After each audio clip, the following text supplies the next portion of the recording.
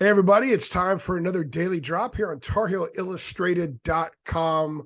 Or if you're watching us on our YouTube channel, that is Tar Heel Illustrated. I am THI publisher Andrew Jones, and I'm going solo in today's drop. And the topic is an interesting one, maybe not real pleasant for Carolina fans as a retrospective, but the opportunity moving forward is certainly there for this year's Tar Heels to change course. And what I'm going to talk about, before I do, quick reminder, this show is sponsored by Underdog Fantasy, the easiest place to play fantasy sports. We'll have a little something about them coming up shortly from our very own Jacob Turner. Okay, so what's this about? Real simple. Saturday night, North Carolina, South Carolina, Bank of America Stadium, primetime, ABC, ESPN game days there.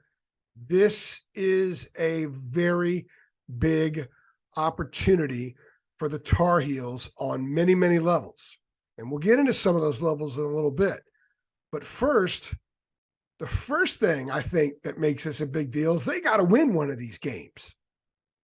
In the 2000s, in this century, North Carolina is 1-8 in season opening games against non-ACC power programs.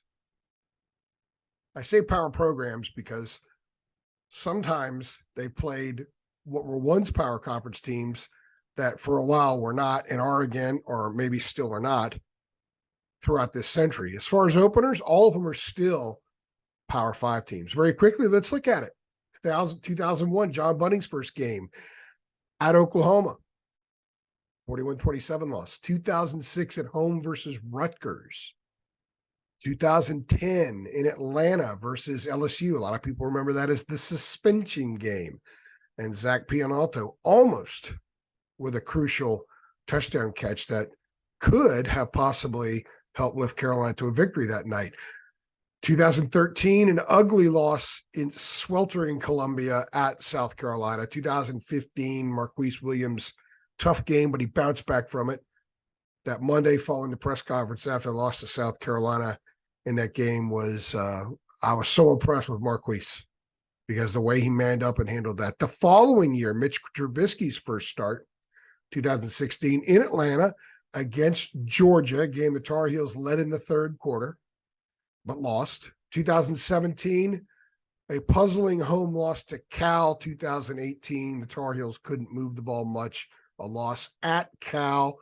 And then 2019, the last opener against a non-conference Power 5 team, is the only win this century in an opener versus a non-conference Power 5 team, and that was over South Carolina and in the first game of Mac Brown Part 2. Now I'm going to get into a lot more about this and throw a few other numbers at you guys in just a moment. But before, let's go ahead and hear from our sponsor, Underdog Fantasy. I'm very excited to announce our new partnership with Underdog Fantasy. We decided to partner with Underdog because it's the easiest place to play fantasy sports and is also the fastest growing fantasy app in the industry. Now, Underdog Fantasy has a lot to offer, including their Pick'em game. And in Pick'em, you pick whether your favorite players will have a higher or lower stat total in this week's game for a chance to win big. It's so easy to play. Just pick 2 to 5 stats of your favorite players and choose whether they'll go higher or lower. You can 20x your money by going 5 for 5. They also have a Best Ball Mania. If you think you know football, definitely need to check this one out. This year's Best Ball Mania has $15 million in total prizes up for grabs, with the winner taking home $3 million. So sign up today with promo code HEAL and get your first deposit doubled by up to $100. Visit UnderdogFantasy.com or find them in the App Store. And don't forget to register with promo code HEAL, HEEL, to get your first deposit doubled up to $100. You must be 18 plus and present in a state where Underdog Fantasy operates. Terms do apply. And if you are concerned with your play, call 1-800-522-4700 or visit www.ncpgambling.org. Back to the show. All right, thank you to Underdog Fantasy and Jacob for that read. Remember, everybody, if you sign up today using the promo code HEAL, HEEL, you get your first deposit doubled up to $100. Okay, so why does all this matter? Why does recent history matter? Well, because it builds perception. There's a reason Drake May's not at the top of some people's Heisman list. There's a few that have him up there, but it's the North Carolina factor. People don't say, hey, well, Drake's not worthy. It's more, is he on a team that's going to make his games matter a lot late in the year when this award is often won or lost by guys? Caleb Williams won it late last year. There are so many examples of guys whose teams play huge games. In fact, lately, if you listen to some of the national college sports radio shows, they were talking about how almost every Heisman winner since the inception of the CFP are either on teams that are in the CFP or strong contention to make the CFP, with Lamar Jackson, I think, being the one exception. And Louisville still won, I believe, 9 games that year. And he was just off the charts good. So there are quite a few reasons why winning this game matters, because first of all, it's the next game. And I know that sounds like coach speak, but it really is important. This club lost its last 4 games last year. They lost all 4 games to power conference teams. Georgia Tech at home, NC State at home, Clemson in Charlotte, and then Oregon and San Diego. They got to get a win. It's their next game. If they were playing Montclair State, they would need to win their next game. These guys need to get a win. The next thing is that it's huge for Drake, like I just mentioned. If Drake's going to be a Heisman Trophy contender, the Tar Heels have to win. Sam's candidacy died in Blacksburg 2 years ago by the middle of the second quarter.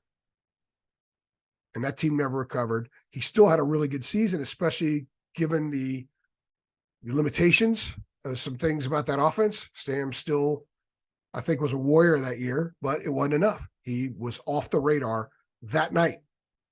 It's also the first game of year 5 for Mac.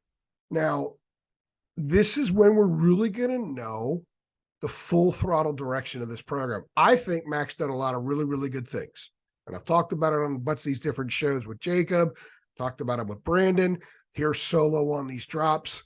I don't need to go into that now, but it is an important game for Mac because of perception. Perception is so powerful in college sports. Just go out there and listen to all the chatter about ACC expansion and what Clemson and Florida State might do. So many people are clueless, and they're fueled by other perceptions that magnify their own. They don't really know what they're talking about, so they just kind of parrot what everyone else is saying. Change perception.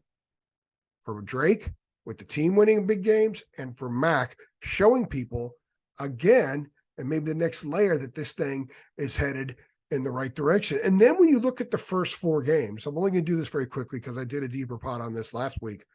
They got App State next, Minnesota at home after that, won 9 games last year, physical Big Ten team, and then at Pittsburgh, which has become the favored dark horse outside of Florida State, Clemson to win the ACC.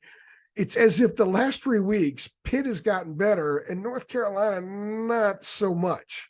If you look at people talk themselves into believing certain things. I happen to think Pitt is a contender with North Carolina for that 3rd spot, maybe even the 2nd spot, depending on what happens with FSU. I do think Clemson's going to be really good and probably end up in the CFP. So by the 4th game, Carolina's going to know an awful lot about itself, but the trigger point is that opener Saturday night.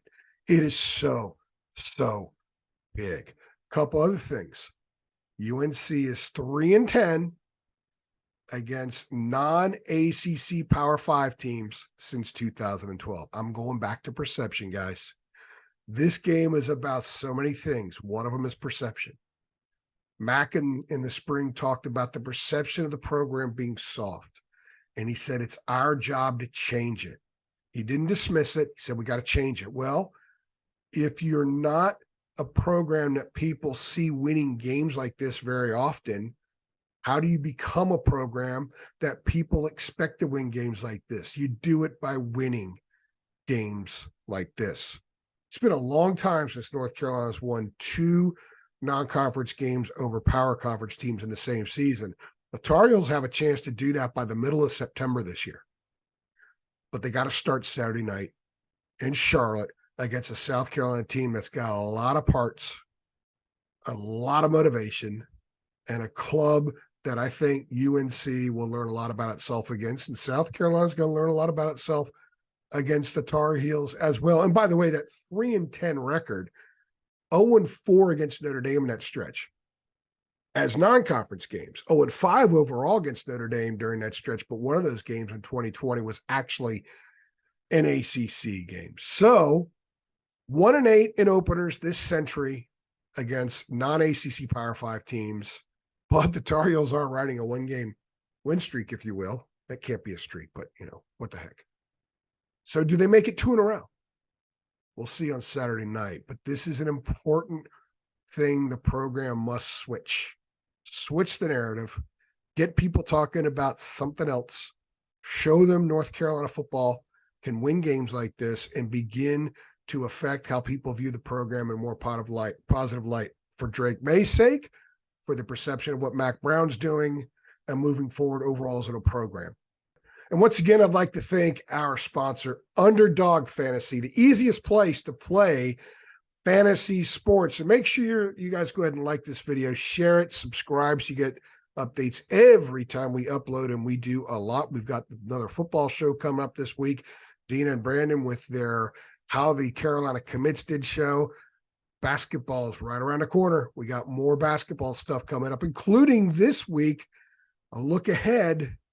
The featured player is RJ Davis. And once again, make sure you go over to Tar Heel Illustrated, $8.33 a month. You can be a Tar Heels insider and expert as well. See you guys tomorrow.